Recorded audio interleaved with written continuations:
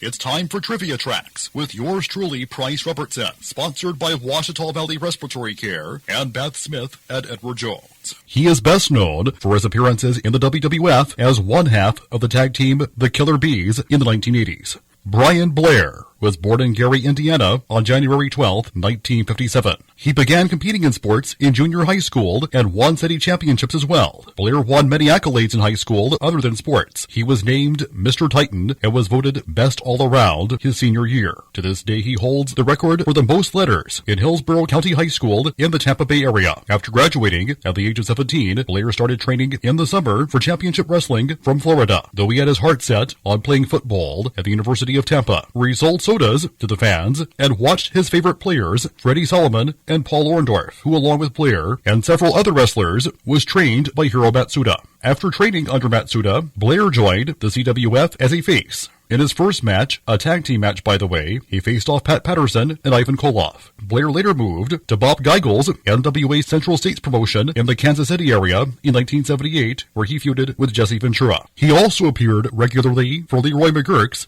Tri-State promotion, where he met and eventually married McGuirk's daughter Mike in 1980. In 1981, he was booked by Vince McMahon Sr. to wrestle for the WWF, most notably on their tours of Japan.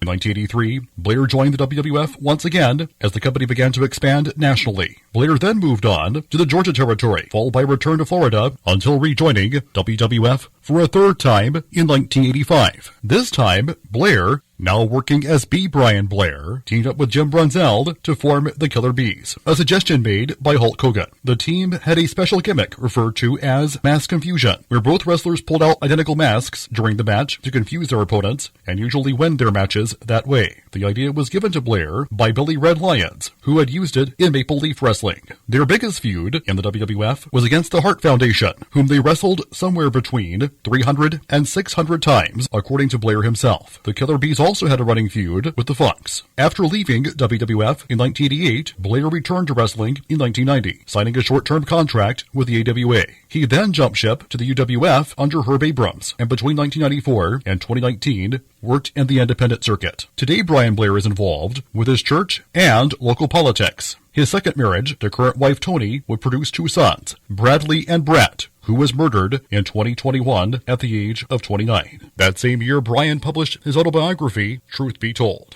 Till next time, I'm Price Robertson.